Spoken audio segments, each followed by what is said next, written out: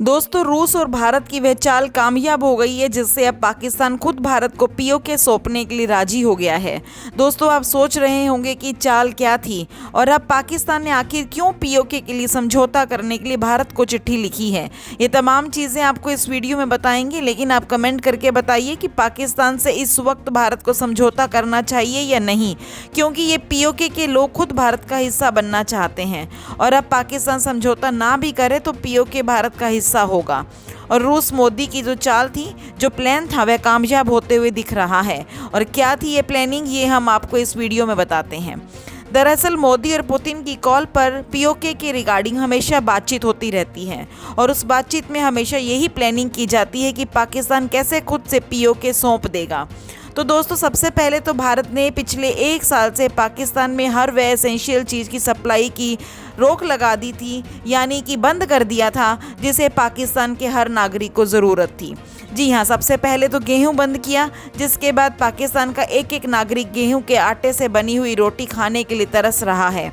और उसके बाद एक एक करके दवाइयाँ सप्लाई करनी बंद कर दी और अब एक भी ट्रक बॉर्डर से आर पार नहीं जाता है ट्रेडिंग के लिए। तो आप समझ ही सकते हैं दोस्तों कि भारत ने पाकिस्तान की टांगें ही तोड़ दी हैं, तो वह चल कैसे पाएगा। कुछ ऐसे ही भारत ने पाकिस्तान के साथ किया और अब पाकिस्तान विवश है कि वह भारत के साथ दोस्ती करे ताकि उसका आर्थिक संकट खत्म हो और फिर से वह वही पाकिस्तान बने जो पाकिस्तान 5 साल पहले हुआ करता था। दोस्तों, पिछले 5 साल से वहाँ पर कट्टर मुस्लिम विरोधी सरकार है। जो मोदी सरकार है वह कभी भी पाकिस्तान को माफ़ करने के लिए तैयार नहीं है, क्योंकि आपको याद होगा पुलवामा अटैक, जब 36 हमारे फौजी भाई शहीद हो गए थे, उस समय क्या बीती होगी उनकी फैमिली के ऊपर, वह आप समझ सकते हैं। और इसका बदला मोदी ने तो उसी वक्त ले लिया था, लेकिन अब केवल पाकिस्तान सरकार से ही बदला नहीं बल्कि पाकिस्तानी नागरिकों से भी अब मोदी बदला ले रहे हैं। और अब वह समय दूर नहीं जब पीओके भारत का ही हिस्सा होगा, क्योंकि अब पाकिस्तान ने खुद ही इसके लिए घंटी बजानी शुरू कर दी है कि भारत इसे आकर ले ले, लेकिन दोस्ती कायम रखे और ट्रेडिंग शुरू करे। दोस्तों, पाकिस्तान की इसी हालत की वजह से पीएम की कुर्सी चली गई थी। जी हाँ, हम इमरान खान की बात कर रहे हैं, जिनको पीएम पद छोड़ना पड़ा था और इसके पीछे केवल रीज़न यही था कि वे आर्थिक स्थिति को ठीक नहीं कर पा रहे थे। लेकिन अब जो दूसरा वाला पीएम है पाकिस्तान का, शहबाज शरीफ, वह भी कुछ नहीं कर पा रहा है और हमारी मानो तो उसने भी इमरान खान से भी बदतर स्थिति पाकिस्तान में करके रख दी है। दोस्तों, तो ऐसे मौके पर जब वह भारत से दोस्ती के लिए हाथ बढ़ा रहा है तो भारत को उसे और तड़पाना चाहिए या फिर उसकी मदद करनी चाहिए। इस बारे में आप अपनी राय जरूर दीजिए दोस्तों, क्योंकि भारत सरकार आम जनता की सुनती है। ये मोदी सरकार है और यह आम जनता की सुनती है और इसलिए आपकी एक एक राय काफ़ी कीमती है, इसलिए सोच समझकर कमेंट कीजिएगा दोस्तों, और साथ ही वीडियो को ज़्यादा से ज़्यादा लाइक शेयर भी जरूर करें। और अब आपको बताते हैं एक और बड़ी खबर दोस्तों, और पीओके को खाली करने के लिए केवल भारत से ही हुंकार नहीं आई है, बल्कि यूनाइटेड नेशंस में अब अमेरिका ने भी सीधे सीधे कहा है कि पाकिस्तान पीओके को खाली कर दे। सबसे पहले हम आपको यह क्लिप सुनाते हैं जिसमें भारतीय महिलाओं ने यूनाइटेड नेशंस में क्या बोला। सबसे पहले आप सुनिए 10 सेकंड का यह clip. We call upon Pakistan to immediately vacate all areas under its illegal occupation. Really, Mr. President, let me reiterate here that the entire Union territories of Jammu and Kashmir and Ladakh were, are, and will always be an integral and inalienable part of India. तो आपने देखा ना दोस्तों कि इस भारतीय member ने United Nations में साफ साफ कहा है कि पीओके अब छोड़ दे पाकिस्तान। ऐसे में अब पीओके के वापस लाने की मुहिम इतनी तेज हो गई है कि बड़े बड़े देश भी इसमें हस्तक्षेप करने लगे हैं। अगर तुर्की की बात करें तो वह पाकिस्तान का साथ दे रहा है, तो वहीं रूस और अमेरिका 2 बड़े ऐसे देश हैं जो भारत का साथ दे रहे हैं। दोस्तों, हालांकि अमेरिका कभी भी पलट सकता है, वह यूनाइटेड नेशंस में जरूर भारत की तरफ से बोला, लेकिन अगर युद्ध हो तो वह कुछ भी कर सकता है अमेरिका। इसलिए आप कमेंट करके बताइए कि क्या भारत को अमेरिका पर विश्वास करना चाहिए या नहीं। आपका कमेंट जरूर मायने रखेगा। और अब आपको डिटेल में बताते हैं कि और यूनाइटेड नेशंस में क्या कुछ हुआ, क्यों अब मामला पीओके को लेकर काफी उछल रहा है। दरअसल संयुक्त राष्ट्र महासभा में पाकिस्तान में एक बार फिर कश्मीर का रोना रोया और अपने भाषण के दौरान प्रधानमंत्री शहबाज शरीफ ने कश्मीर के मुद्दे पर एक के बाद एक गलत तथ्यों को रखा और भारत सरकार पर झूठे आरोप लगाए, लेकिन शहबाज शरीफ को भारत की फर्स्ट सेक्रेटरी स्नेहा दुबे ने करारा जवाब दिया और अपने राइट का इस्तेमाल करते हुए स्नेहा दुबे ने कहा कि जम्मू कश्मीर और लद्दाख के संपूर्ण केंद्र शासित प्रदेश भारत की अविभाजित अंग थे और रहेंगे। इसमें वह इलाके भी शामिल हैं जो पाकिस्तान के अवैध कब्जे में हैं। हम पाकिस्तान से उसके अवैध कब्जे वाले सभी इलाकों को तुरंत खाली करने का आह्वान करते हैं। आपको बता दें कि हाल ही में भारत ने पीओके के मुद्दे पर पाकिस्तान को जबरदस्त तरीके से घेर लिया है और कुछ समय पहले ही संयुक्त राष्ट्र में भारत के स्थायी प्रतिनिधि टीएस मूर्ति ने एक पाकिस्तानी पत्रकार की कश्मीर में बोलती बंद कर दी थी। उस समय टीएस मूर्ति ने साफ साफ कहा था कि पीओके के दर्जे में बदलाव करने के लिए उसे खाली करने की जरूरत है। इसके बाद जब पाकिस्तान ने पीओके में झूठा चुनाव कराने का ढोंग रचा था, उस समय भी भारत ने कड़ी चेतावनी देते हुए कहा था कि हम पाकिस्तान के इस दिखावे पर हमने अधिकारियों के सामने इसका कड़ा विरोध दिखाया है और पाकिस्तान के इस फर्जी चुनाव का स्थानीय लोगों ने विरोध किया था।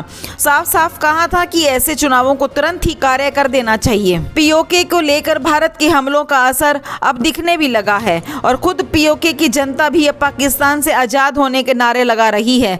दोस्तों, अब आप इन तस्वीरों को देखिए। ये तस्वीरें स्विट्जरलैंड की हैं, जहां संयुक्त राष्ट्र मानव अधिकार काउंसिल के सामने पाकिस्तान के खिलाफ किस तरह जोरदार से प्रदर्शन हो रहे हैं और इसमें पीओके और गिलगिस्तान के कार्यकर्ताओं ने पाकिस्तान के अत्याचारों के खिलाफ नारे लगाकर विरोध प्रदर्शन किया, जैसा कि आप इस वीडियो में साफ साफ देख सकते हैं। इसके साथ ही प्रदर्शनकारियों ने पीओके में रह रहे कश्मीरियों के ऊपर हो रहे पाकिस्तानी सरकार के द्वारा अत्याचार के खिलाफ भी जमकर नारे लगाए गए और विरोध किया गया।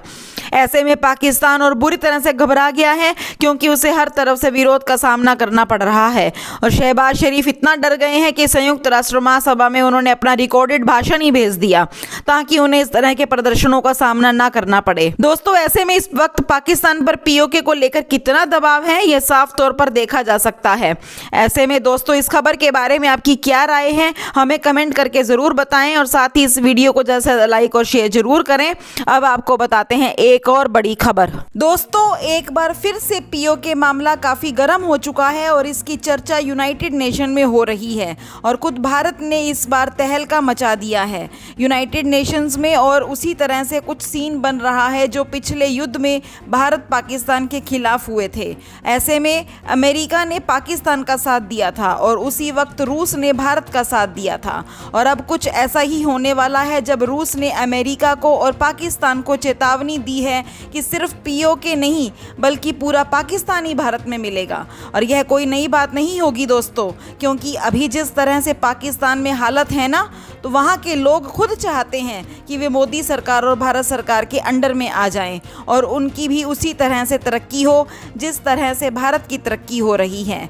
दोस्तों, आप कमेंट करके बताइए कि क्या पाकिस्तान अगर मिलना चाहे भारत में तो भारत को मिलाना चाहिए या नहीं। हालांकि रूस चाहे तो ये संभव कर सकता है और रूस ने यूनाइटेड नेशंस में जो बात बताई है उससे अमेरिका, पाकिस्तान सभी सहम गए हैं और क्या कुछ है अब आपको डिटेल्स में बताते हैं। कैसे रूस ने अमेरिका से भारत और कश्मीर के जरिए बदला लिया है। बता दें दोस्तों कि रूस यूक्रेन युद्ध को लेकर यूएनएससी में एक मीटिंग आयोजित की गई थी ताकि रूस को लेकर कोई ठोस निर्णय लिया जा सके, लेकिन इसी भरी सभा में भारत ने पाकिस्तान को जमकर लताड़ा।